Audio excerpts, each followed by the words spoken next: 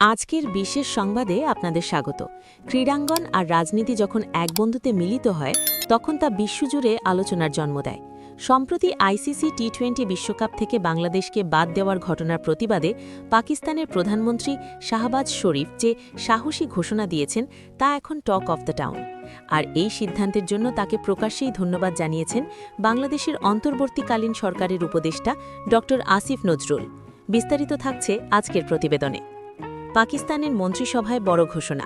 ঘটনার সূত্রপাত বুধবার ইসলামাবাদে অনুষ্ঠিত পাকিস্তানের ফেডারেল মন্ত্রিসভার বৈঠক থেকে।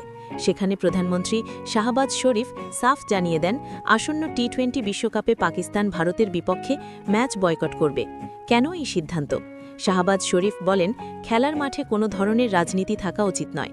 নিরাপত্তাজনিত অজুহাতে বাংলাদেশকে বিশ্বকাপ থেকে সরিয়ে স্কটল্যান্ডকে অন্তর্ভুক্ত করা হয়েছে, যা সম্পূর্ণ অন্যায্য। বাংলাদেশের পাশে থাকা আমাদের নৈতিক দায়িত্ব।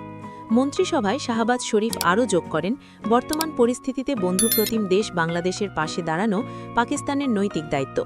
তিনি ভারতের ক্রিকেট সংক্রান্ত নীতির কড়া সমালোচনা করে বলেন, আমরা খুব ভেবেচিন্তে এই সিদ্ধান্ত নিয়েছি। আমরা মনে করি বাংলাদেশের প্রতি যে বৈষম্য করা হয়েছে তার প্রতিবাদ জানানো জরুরি। আসিফ নজরুলের কৃতজ্ঞতা প্রকাশ। পাকিস্তানের এই কড়া অবস্থানের খবর পৌঁছানোর পরপরই বাংলাদেশের যুব ও ক্রীড়া উপদেষ্টা ড আসিফ নজরুল সামাজিক যোগাযোগ মাধ্যম ফেসবুকে একটি পোস্ট করেন। সেখানে তিনি সংক্ষিপ্ত কিন্তু অত্যন্ত তাৎপর্যপূর্ণ বার্তায় লেখেন, ধন্যবাদ পাকিস্তান। তিনি তার পোস্টে পাকিস্তানের প্রধানমন্ত্রীর বক্তব্যের উদ্ধৃতি দিয়ে উল্লেখ করেন যে এটি বাংলাদেশের প্রতি পাকিস্তানের একটি বলিষ্ঠ সংহতি। আসিফ নজরুল মনে করেন, আন্তর্জাতিক ক্রীড়া রাজনীতিতে বাংলাদেশের ওপর যে অন্যায় হয়েছে তার বিরুদ্ধে এটি একটি সময় উপযোগী প্রতিবাদ। উল্লেখ্য যে নিরাপত্তাজনিত কারণ দেখিয়ে বাংলাদেশ সরকার ক্রিকেট দলকে ভারতে পাঠাতে অস্বীকৃতি জানালে আইসিসি নিরপেক্ষ ভেন্যু হিসেবে শ্রীলঙ্কায় খেলা আয়োজনের প্রস্তাব নাকচ করে দেয়। পরবর্তীতে বাংলাদেশকে বাদ দিয়ে স্কটল্যান্ডকে নেওয়া হয়। আইসিসির এই একতরফা সিদ্ধান্তের শুরু থেকেই বিরোধিতা করে আসছিল পিসিবি ও বিসিবি। বিশেষজ্ঞরা মনে করছেন, পাকিস্তানের এই ম্যাচ বয়কটের ঘোষণা আইসিসি এবং বৈশ্বিক ক্রিকেট রাজনীতিতে এক বিশাল চাপ সৃষ্টি করবে।